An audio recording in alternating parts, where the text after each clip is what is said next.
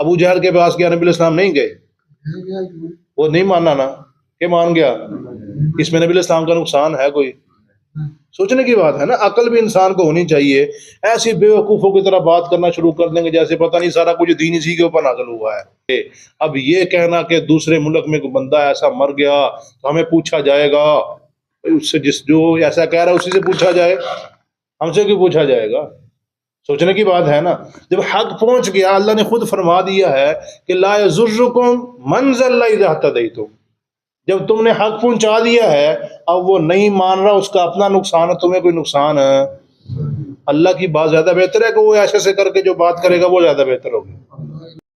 کوئی بھی انسان کسی وقت بھی اللہ سے چھپ نہیں سکتا ہے، ہر وقت اللہ کے سامنے ہے، ہر وقت اس کی اللہ نگرانی کر رہا ہے، اس کے اوپر فرشتے موجود ہیں، اس کی ہر بات کو لکھا جا رہا ہے۔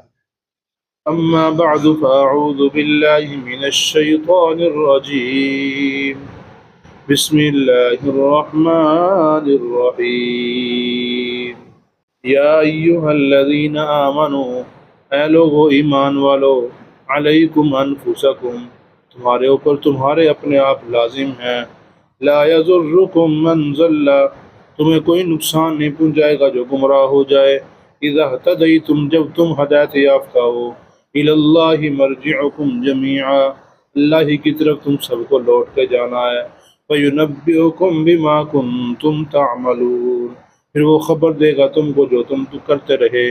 صدق اللہ مولانا العظیم۔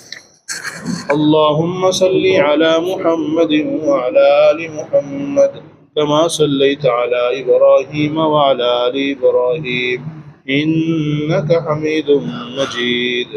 اللہم بارک علی محمد وعلی آل محمد کما بارکت علی ابراہیم وعلی آل ابراہیم انک حمید مجید۔ یا ایھا الذین آمنوا علیکم انفسکم، اے ایمان والو تمہارے اوپر تمہارے اپنے نفس زیادہ لازم ہے، یعنی اپنے نفس کا زیادہ خیال رکھنا ہے۔ یہ نہیں کہ اپنے آپ کو انسان جہنم میں لے جائے اور دوسروں کی جنت کی فکر کرتا رہے، اس کو بھی ٹھیک کر لوں، اس کو بھی ٹھیک کر لوں، خود اس کے پیچھے لگ کے جہنم کا ایندھن بن جائے۔ ایسا نہیں انسان کو کرنا چاہیے۔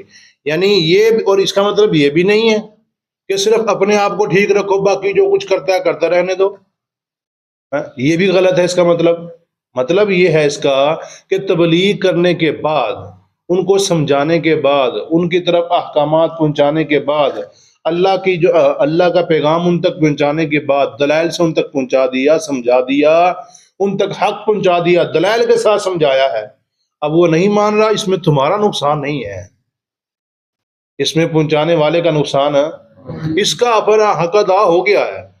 ہمارا جو کام ہے وہ منوانا نہیں ہے، صرف حق پہنچانا ہے ہمارا کام ہے۔ جو ہماری جماعت والے بھائی آئے ہیں، ان کا کام بھی کیا ہے؟ حق کو جو کچھ بھی اشاعت کرنی ہے وہ وہاں سے پہنچانا ہے، بس۔ آگے کو مانتا ہے مانے، نہیں مانتا نہ مانے۔ لا یضرکم من ضل اذا اہتدیتم، جب تم خود ہدایت کے اوپر ہو اور وہ گمراہ لوگ تمہیں کوئی نقصان نہیں پہنچا سکیں گے۔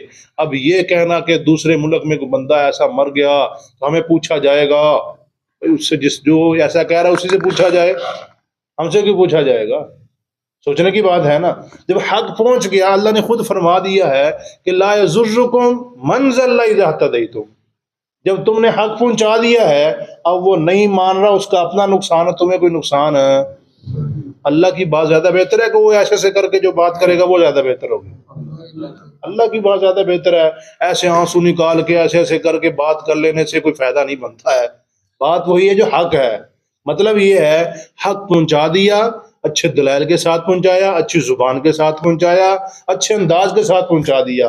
اب آگے اگر وہ مانتا ہے اس کا اپنا فائدہ، نہیں مانتا اس کا اپنا نقصان ہے، پہنچانے والے کو ثواب اس کا مل گیا۔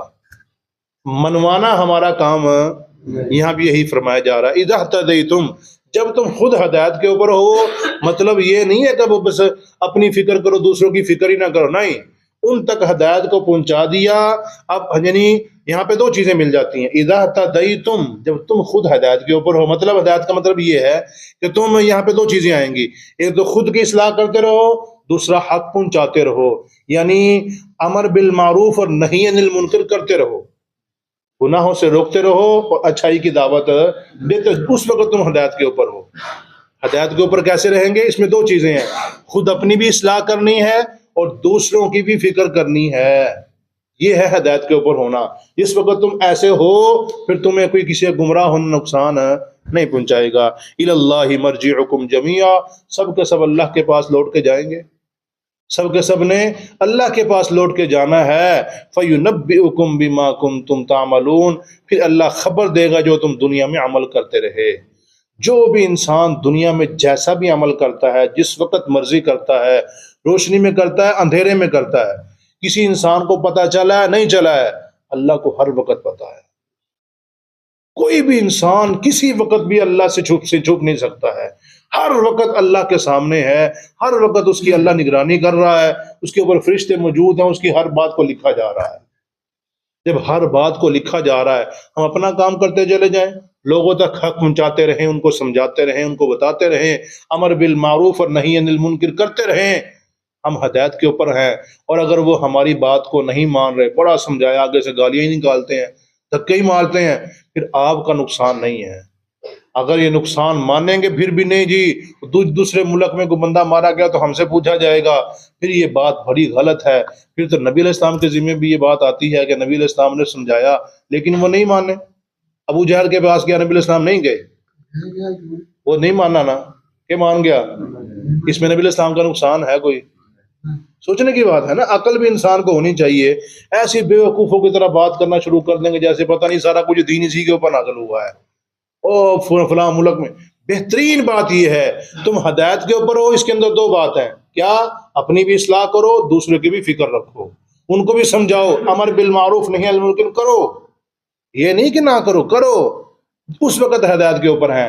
اگر سارا کچھ یہ کرنے کے باوجود آگے والا نہیں مان رہا، پھر ہمارا نقصان ہے۔ اللہ پاک سبحانہ